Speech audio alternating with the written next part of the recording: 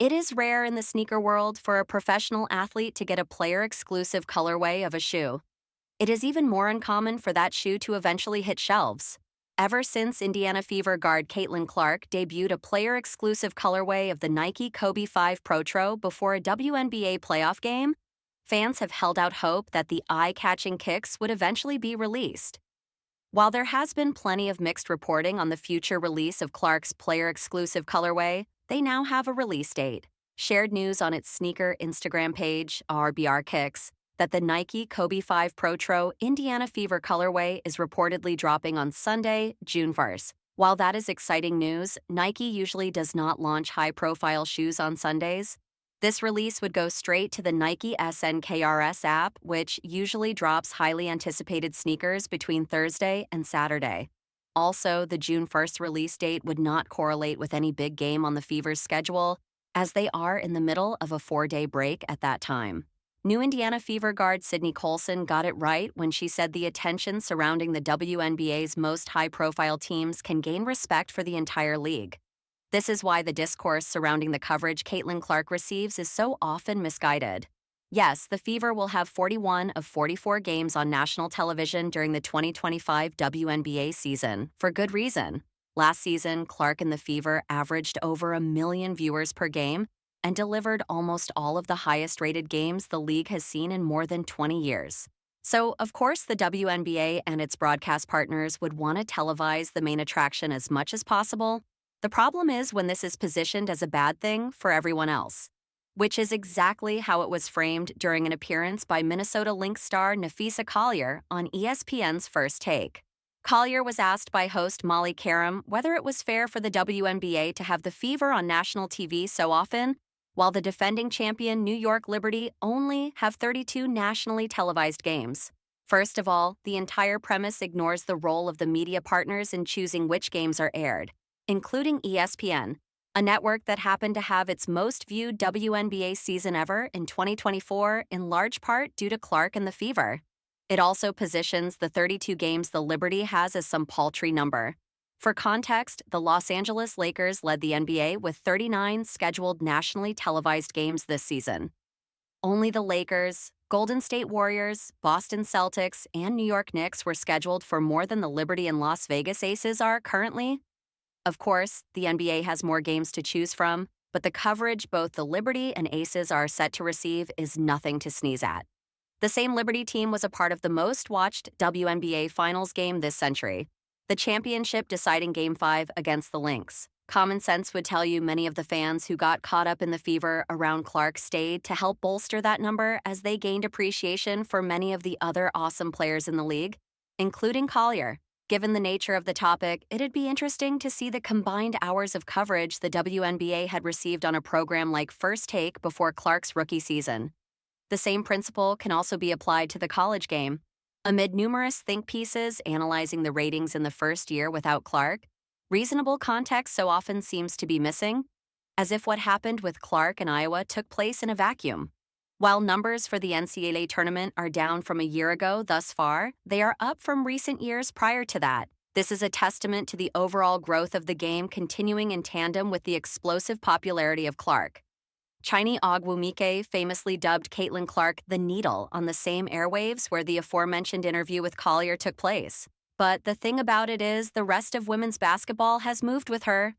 It's about time that common sense context is regularly applied to conversations around Clark and the WNBA, instead of trying to create controversy over something that should be celebrated. Caitlyn Clark's emergence as one of the best WNBA players in the league during her rookie season came with much scrutiny as the Indiana Fever star's prowess was talked about consistently during the summer.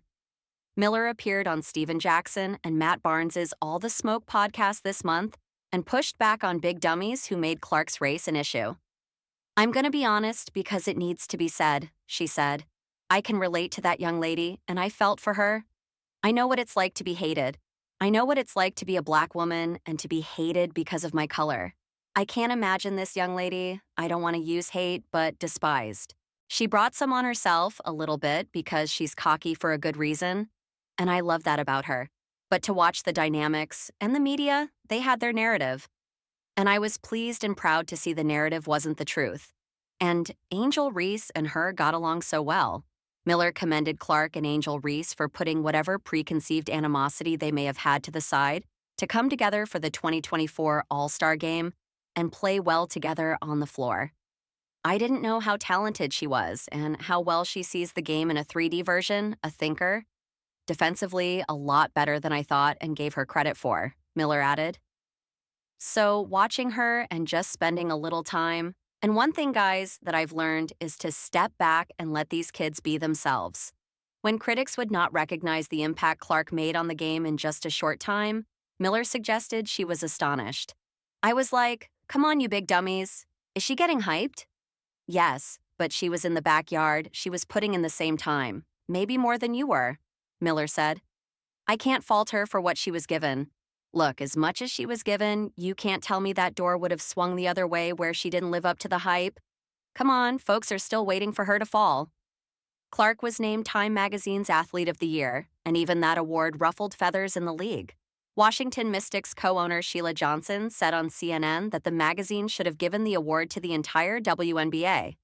Why couldn't they have put the WNBA on that cover and say, the WNBA is the league of the year because of all the talent that we have, Johnson said. When you single out one player, it creates hard feelings.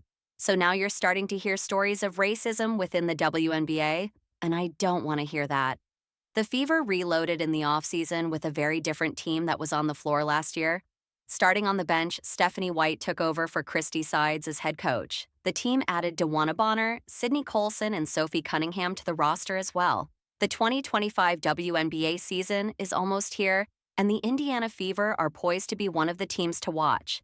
Not only because of Caitlyn Clark being in her sophomore year after an impressive rookie season, but also because they have brought experienced talent to surround her, including two-time champion Sydney Colson, who has shared her perspective on the Clark phenomenon.